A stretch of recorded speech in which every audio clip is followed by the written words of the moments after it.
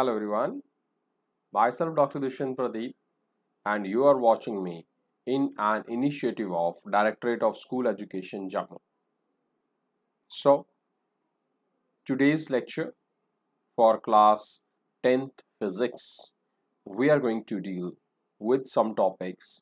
The topics of the days are before you. So, let's start with today's class. तो students, जैसे कि last lectures में हमने topics पढ़े मैग्नेटिक इफेक्ट्स ऑफ करंट के और ऑलमोस्ट सारे टॉपिक्स हमने कवर कर लिए हैं। सो आज के इस लेक्चर में हमारे टॉपिक रहेगा एनसीईआरटी बुक की एक्सरसाइजेज हम सॉल्व करेंगे।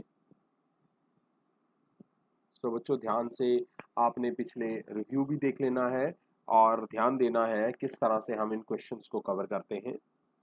तो बच्चों आज का फर्स्ट टॉपिक जो है आपका that will be the first question of the exercise of magnetic effects of current. So पहला क्वेश्चन हम लेते हैं, which of the following correctly describe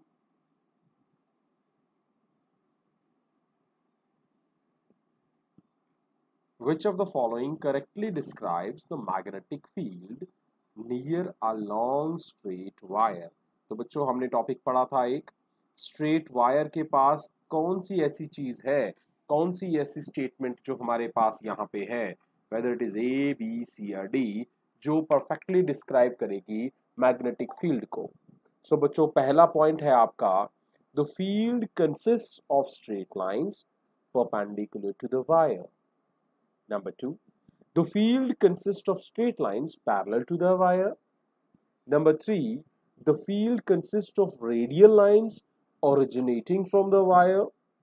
And the D1, the field consists of concentric circles centered on the wire. तो बच्चों ध्यान से इस चीज को याद करो कि हमने किस तरह से लाइंस के आगे पीछे, एक स्ट्रेट लाइन कंडक्टर के आगे पीछे हमारे पास मैग्नेटिक फील्ड लाइंस बनी थी और हम किस लॉ के हिसाब से हमने उनको एक्सप्लेन किया था। सो बच्चों based upon that we are having the field consist of concentric circle centered on the wire, और ये हमने समझाया था with the help of right hand thumb rule, जिसकी मदद से we find the direction of magnetic field, और field is in the form of concentric circle centered on the wire carrying current. So ये हमारा टॉपिक रह चुका है। तो ये समझ आ गया बच्चों। चलिए नेक्स्ट क्वेश्चन लेते हैं हमारा, the phenomena of electromagnetic induction जो हमने पढ़ा था उसके बारे पे क्वेश्चन है second number. So question number 2 क्या कहता है कि phenomenon of electromagnetic induction is, पहला क्या है, the process of charging a body, the process of generating magnetic field due to a current passing through a coil. एक coil में current pass कर रही है और उसके कारण अगर मैग्नेटिक फील्ड जनरेट होता है, that is electromagnetic induction. Number 3, producing induced current in a coil due to relative motion between magnet in a coil.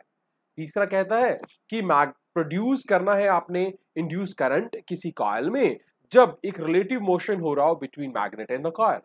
And the fourth one is the process of rotating coil of an electric motor, और अगर हम किसी electric motor की coil को rotate करते हैं तब वहां पे कौन सा फिनोमेनन आता है, इलेक्ट्रोमैग्नेटिक इंडक्शन। तो बच्चों हमने पढ़ा है कि producing induced current in a coil to relative motion between the magnet and the coil. हमने डिफरेंट केसेस पढ़े थे जिसमें कुछ केसेस में मैग्नेट को मूव करवाते हो towards the coil. If you are having a coil, आप उस कॉइल के पास या तो मैग्नेट को मूव कराते हो और या आपके पास क्या हो जाता है, आपके पास कॉइल को मूव कराते हो टूवर्ड्स मैग्नेट। ठीक है बच्चों, in electromagnetic induction phenomenon, an induced current begins to flow in a coil whenever there is a change in a magnetic field around the coil। और बच्चों number of magnetic field lines मैंने क्या बताया था, magnetic flux. तो ठीक है बच्चों, तो मैग्नेटिक फ्लक्स चेंज होगा जब भी आपके पास, तो उसी समय आपके पास वहां पे एक इंड्यूस्ड मोशन होगा किसके बीच में, between that magnet and that coil. चलिए देखते हैं next question. The device used for producing electric current is called. Electric current को प्रोड्यूस करने के लिए कौन सी डिवाइस यूज करते हैं हम? तो बच्चों पहला क्या है, जनरेटर। तो जनरेटर का काम क्या है, प्रोड्यूस करता है इलेक्ट्रिक करंट। दूसरा क्या है, गल्वानोमीटर। तो बच्चों गल्वानोमीटर एक ऐसी डिवाइस है जो क्या करती है, गल्वानोमीटर जो डिवाइस है वो क्या करती है बच्चों, वो आपके पास करती है, चेक करती है किसको, करंट को। तो ये करंट को चेक करता है। और नेक्स्ट वन क्या है, नेक्स्ट वन है बच्चों एमीटर। एमीटर भी मेजर करता है करंट को। बच्चों गल्वानोमीटर सेंस भी करता है स्मॉल करंट्स को और मेजर भी करता है स्मॉल करंट्स को, जबकि एमीटर बड़ी करंट्स को भी मेजर करता है। And next one is motor. Motor क्या करती है बच्चों, वो मैकेनिकल एनर्जी प्रोड्यूस होती है उसमें जब उसे हम इलेक्ट्रिक करंट देते हैं। मींस उसमें इलेक्ट्रिक करंट का जनरेशन नहीं होता। तो इलेक्ट्रिक करंट का जनरेशन बच्चों किस में हो रहा है, सिर्फ इलेक्ट्रिक करंट का जनरेशन हो रहा है बच्चों सिर्फ एक जनरेटर में। किस में हो रहा है, सिर्फ जनरेटर में हो रहा है बच्चों। बात समझ आ रही है? तो generator is the answer. The essential difference between N AC generator and DC generator के बीच में क्या है, एसी और डीसी के बीच में जो बेसिक डिफरेंस है, what is that?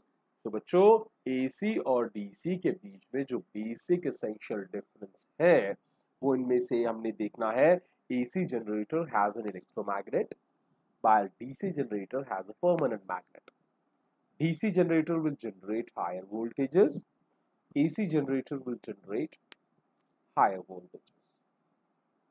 AC generator has slip rings while DC generator has but your commutator. commutator को बच्चों हम क्या बोलते हैं, स्प्लिट रिंग्स। एक में स्लिप रिंग्स होती हैं, यही तो डिफरेंस है। यही डिफरेंस है हमारे पास कि जब हमारे पास एक में क्या होता है, एक में होती है स्लिप और दूसरे में क्या होती है, स्प्लिट रिंग्स। तो बच्चों बात याद रहेगी। सो एक में हमारे पास स्लिप रिंग्स आ गई और दूसरे वाले में क्या आ गया हमारे पास, स्प्लिट रिंग्स आ गई। सो बच्चों AC generator has slip rings while the DC generator has a commutator. तो नेक्स्ट वन देखिए, at the time of short circuit the current in the circuit क्या होता है, सबसे पहले शॉर्ट सर्किट क्या होता है, शॉर्ट सर्किट बच्चों तब होता है जब पाथ इजी से इजियर हो जाए। मींस हमारी वायर में से जो करंट पास हो रही है उसका रास्ता ही छोटा हो जाए। Means path followed by the current that is now been reduced due to just touching of two wires. So जब वायर्स शॉर्ट सर्किट हो जाता है बच्चों तो उसके बीच से कुछ रेजिस्टेंस एलिमिनेट हो जाता है। तो आपको पता है V is directly proportional to I। तो बच्चों V जो है that is directly proportional to I होता है, या आप कह सकते हो V is equal to IR है। तो बच्चों जिस तरह से R अगर एलिमिनेट करते हो तो आपके पास I की वैल्यू चेंज हो जाएगी, बढ़ जाएगी। तो यहाँ पे क्या है, रिड्यूसेस सब्सटेंशियली। सर्किट में करंट क्या होता है, रिड्यूस करता है। सेकंड क्या है, डज नॉट चेंजेस, कोई फर्क नहीं पड़ता है। Next one increase heavily, very continuously. So बच्चों जब भी शॉर्ट सर्किट होगा रेजिस्टेंस डिक्रीज हो जाएगा, रेजिस्टेंस कम होगा तो करंट इंक्रीज हो जाएगा। करंट के इंक्रीज मतलब increasing heavily, so current will increase. So at the time of short circuit, the live wire and the neutral wire come into direct contact. As a result, the current in the circuit abruptly increase, means there is a high increase. So बच्चों समझ आ गया कि आपके question से domestic circuits में से ही। सो चलिए देखते हैं नेक्स्ट क्वेश्चन क्या है, state whether following statements are true और फॉल्स। तो बच्चों ट्रू और फॉल्स है, ध्यान से देखना इनको। इसमें आपके वही कंसेप्ट जो हमने पढ़े हैं, electric motor converts mechanical energy into electrical energy. अभी मैंने बताया आपको इलेक्ट्रिकल मोटर क्या करती है, मैकेनिकल इनटू इलेक्ट्रिकल एनर्जी करती है, बिल्कुल नहीं। इसको इलेक्ट्रिकल देते हैं तो ये मैकेनिकल में कन्वर्ट करती है, जैसे कि पानी को छत पे चढ़ाना जैसे काम जो करती है। Second one, electric generator works on the principle of electromagnetic induction. तो बच्चों इलेक्ट्रिक जनरेटर जो होता है वो principle of electromagnetic induction work करता है, ये सेकंड स्टेटमेंट है। Field at the centre of long circular coil will be parallel straight lines. तो बच्चों सबसे पहली बात, पैरेलल स्ट्रेट लाइंस कब बनती हैं? जब आपके पास यूनिफॉर्म मैग्नेटिक फील्ड होता है। तो याद रखना इस चीज का आंसर देते हैं। A wire with green insulation is usually the live wire of electric supply। तो बच्चों हम लोगों ने जब डोमेस्टिक सर्किट्स आपने पढ़े हैं तो उसमें आपने देखा होगा कि कुछ कलर कोडिंग की जाती है वायर्स की, तो यहाँ पे उसी पे क्वेश्चन है। तो चलिए देखते हैं। Electric motor converts mechanical energy into electrical energy, बिल्कुल गलत आंसर है। मैंने पहले ही बताया आपको ये उल्टा है। Actually it converts electrical into mechanical. Second one, the electric generator works on the principle of electromagnetic induction. क्या है? बिल्कुल सही है, ये इलेक्ट्रोमैग्नेटिक इंडक्शन पे ही काम करता है। Field at the centre of the long circular coil they are what? They are parallel. क्यों? क्योंकि बच्चों पैरेलल होंगे ही, क्योंकि वहां यूनिफॉर्म मैग्नेटिक फील्ड है। यूनिफॉर्म मैग्नेटिक फील्ड के लिए आपके पास क्या होता है? पैरेलल लाइंस होती है। A wire with green insulation is usually the live wire of the electric supply. तो चलिए बच्चे नेक्स्ट क्वेश्चन देखते हैं।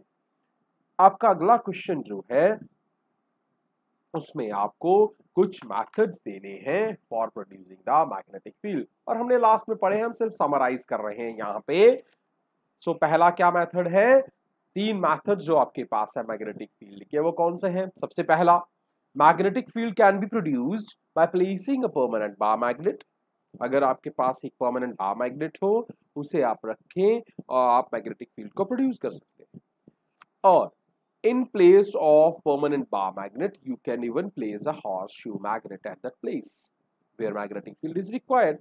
बच्चों जहां भी आपको मैग्नेटिक फील्ड चाहिए वहां पे एक bar magnet, permanent bar magnet रख सकते हैं या हॉर्सशू मैग्नेट रख सकते हैं। दूसरा, magnetic field is produced around a current carrying straight conductor. तो बच्चों अगर आपके पास एक करंट कैरिंग स्ट्रेट कंडक्टर है, करंट कैरिंग कंडक्टर हमने पढ़ा है और स्टड का एक्सपेरिमेंट है, मैग्नेटिक इफेक्ट ऑफ करंट हम पढ़ रहे हैं। तो जब भी करंट मूव करेगा एक कॉइल में से तो मैग्नेटिक फील्ड जनरेट होगा उसकी सराउंडिंग में, और जिसकी इंटेंसिटी, जिसकी डायरेक्शन मेजर करने के लिए हमने डिफरेंट लॉस को स्टडी किया। नेक्स्ट है, a very good method to produce magnetic field is due to flow of current in the solenoid। तो बच्चों एक सबसे अच्छा क्या है कि आप एक सोलेनॉइड लीजिए, उस सोलेनॉइड में से आप करंट प्रोड्यूस करवाएं, करंट मूव करवाएं। जैसे ही करंट मूव करेगी, करंट के मूवमेंट से उस सोलेनॉइड के सराउंडिंग में क्या हो जाएगा? उस सोलेनॉइड के सराउंडिंग में एक मैग्नेटिक फील्ड जनरेट हो जाएगा। तो बच्चों समझ आए ये तीन methods? How does a solenoid behave? Next question है बच्चों आपका। नेक्स्ट क्वेश्चन क्या है? How does solenoid behave like a magnet?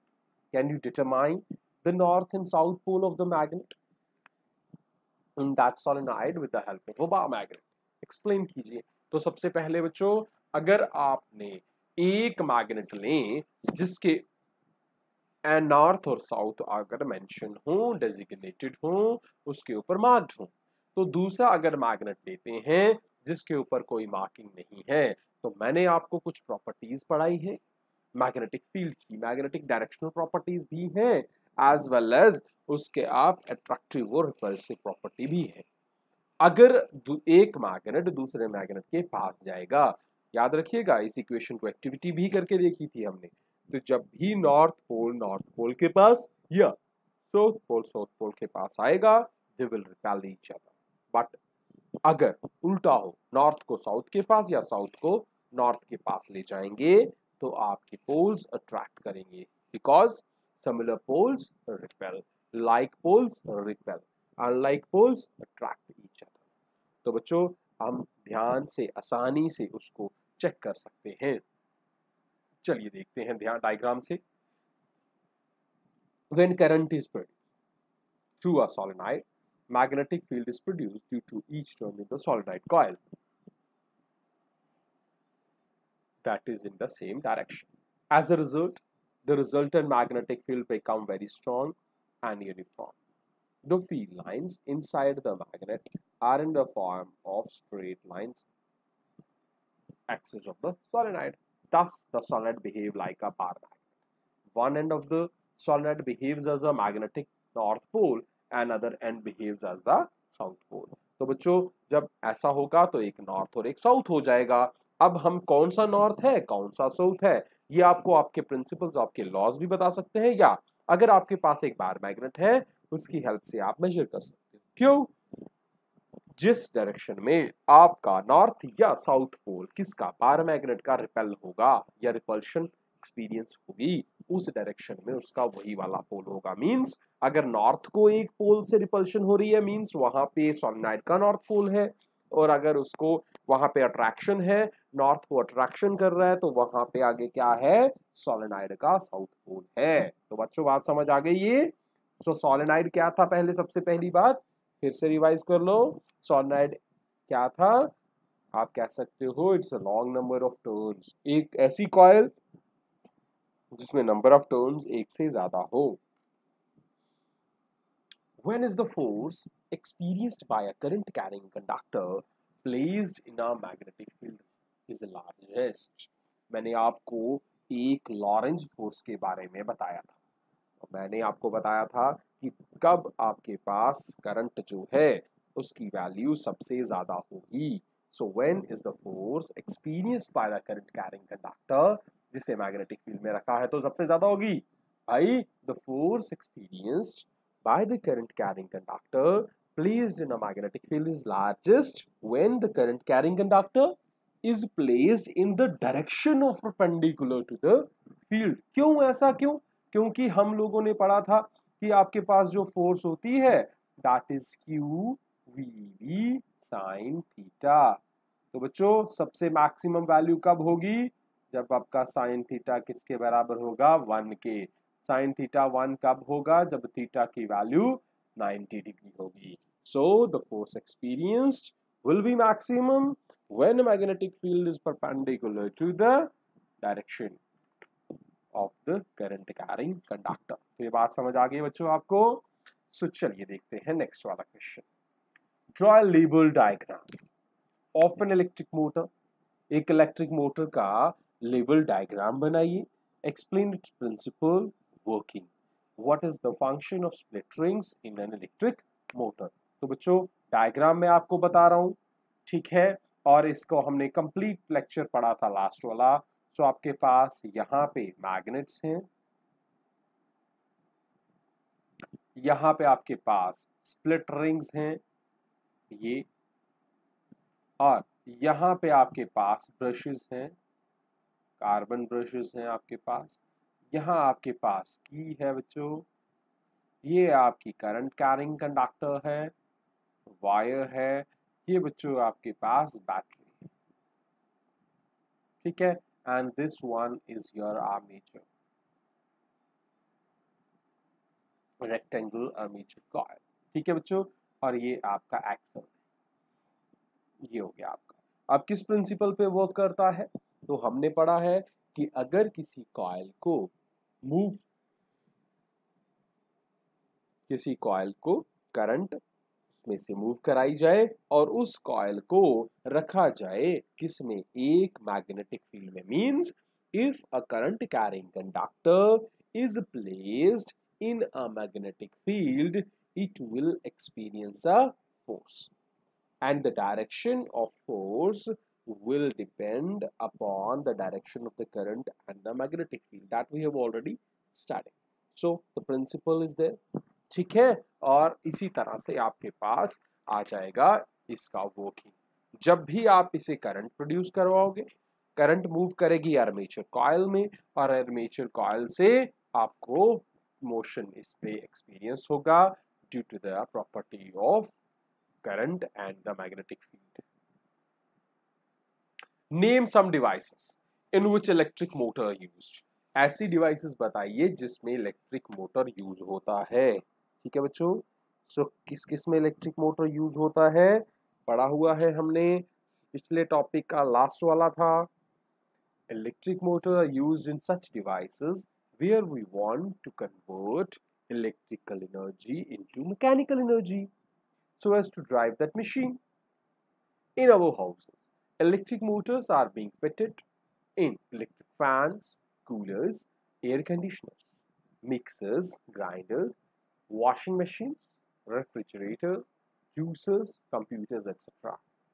In factories, motors are used in almost all the machines. So, motor converts electrical energy into mechanical energy. State the rule to determine the direction of number 1 magnetic field produced. पहला rule बच्चों, आपको मैंने rules different rules पढ़ाए हैं, आपने उन rules के बारे में बताना है। उन रूल्स में जिसमें सबसे पहले किसके बारे में, कौन सा rule, magnetic field produced around straight conductor carry current. पहला रूल आपने वो बताना है जो एक्सप्लेन करेगा मैग्नेटिक फील्ड की प्रोडक्शन को अराउंड अ स्ट्रेट कंडक्टर।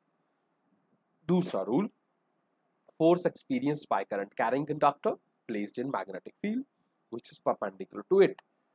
दूसरा रूल उस कंसेप्ट के लिए जिसके कारण करंट, जो मोटर है उसमें करंट कैरिंग कंडक्टर और मैग्नेटिक फील्ड के बीच में इंटरेक्शन होती है। बात समझ आ रही है बच्चों, मैं हिंट दे रहा हूं आपको।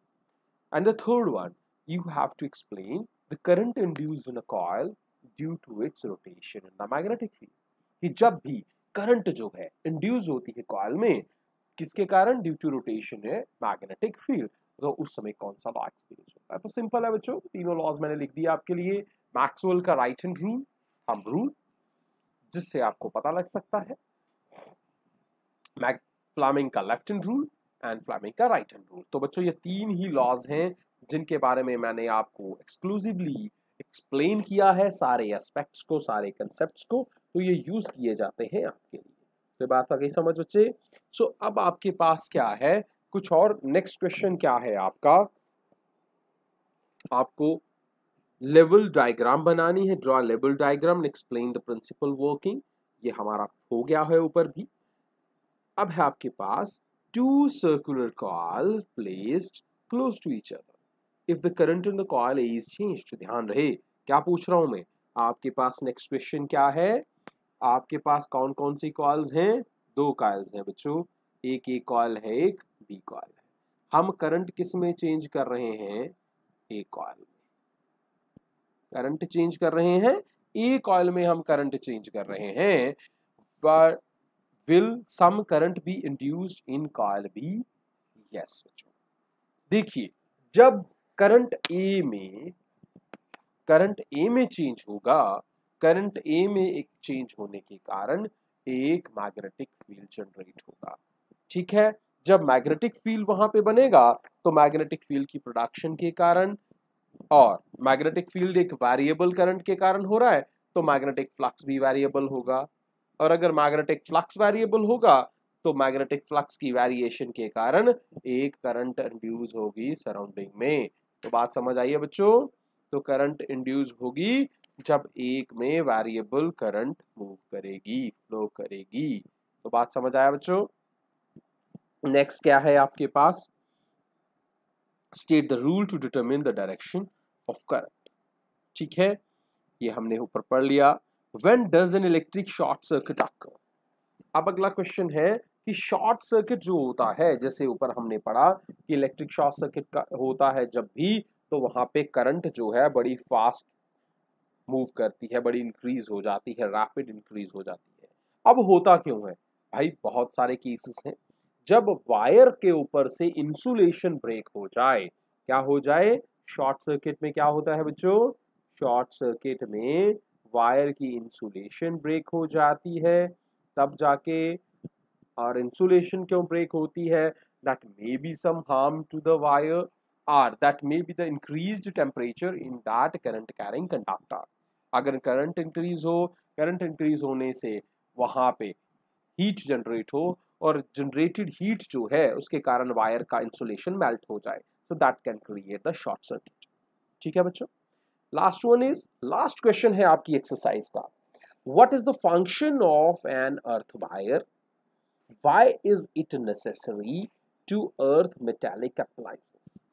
तो बच्चों मैंने आपको during the chapter, during the lectures मैंने आपको ये बताई थी एक बात कि हमारे पास एक डिवाइस रहती है जो स्टोर करती है चार्ज को या रिक्विजिट एनर्जी को सब, और उस डिवाइस को हम कहते हैं कैपेसिटर। तो बच्चों अर्थ जो है सबसे बड़ा कैपेसिटर है, आप कह सकते हो सबसे ज्यादा जो infinite capacity to hold the charge है, होल्ड द इलेक्ट्रिकल एनर्जी है, that is an earth. So बच्चों जब भी हम किसी डिवाइस को यूज करते हैं जिसमें इलेक्ट्रिसिटी हो या इलेक्ट्रिक की फंक्शनिंग हो, तो हम उस डिवाइस का एक हिस्सा, मेटल का एक हिस्सा टच करते हैं और उसे ग्राउंड के साथ, अर्थ के साथ टच करवा देते हैं। Why we do so? Because whenever there will be a short circuit या उस की बॉडी के ऊपर कोई भी करंट या चार्ज प्रोड्यूस होगा, तो वो चार्ज जो होगा तो यूजलेस एक्स्ट्रा चार्ज होगा, that will directly move to the earth. और अर्थ मैंने आपको बताया एक बहुत ही इन्फिनिट टैंक है चार्ज स्टोरेज का, तो वो उस सारे चार्ज को अपने अंदर समाहित कर लेगा। तो बच्चों बात समझ आ गई। तो कुछ क्वेश्चन हम ले लेते हैं, आपके इंपॉर्टेंट क्वेश्चन है जो कंसेप्ट बेस्ड हैं। बच्चा अगला क्वेश्चन क्या है, the strength of magnetic field inside a current carrying conductor या current carrying straight solenoid is, कहां पे, सुन लीजिए ध्यान से, more at the end than at the centre, minimum in the middle, same at all points, found to increase from end to another। तो बच्चों एक एंड से दूसरी एंड की तरफ जब भी हम मूव करते हैं तो इसकी वेरिएशन होती है, सो इंक्रीज करता है एक एंड से दूसरी एंड की तरफ। सो या आता है सेम एट ऑल पॉइंट्स, अगला आ जाता है सेम एट ऑल पॉइंट्स। तो बच्चों ध्यान रखना है, जब भी आप किसी भी कंडक्टर के अंदर, अभी हमने ऊपर डायग्राम बना के देखा है कि कंडक्टर हो और वो भी सॉलिनॉइड हो, तो उसके अंदर से पैरेलल लाइंस मूव करती हैं।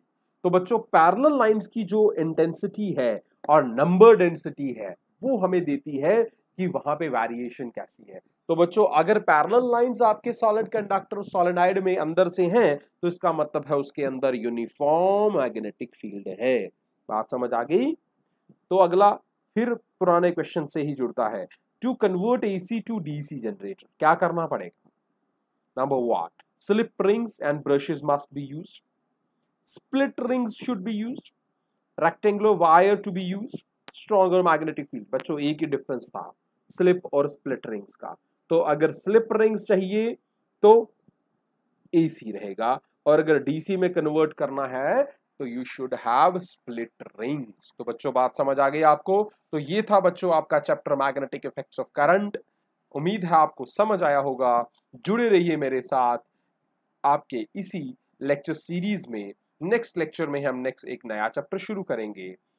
Till then practice this exercise, be with me, enjoy physics with me. Thank you, have a good time with me.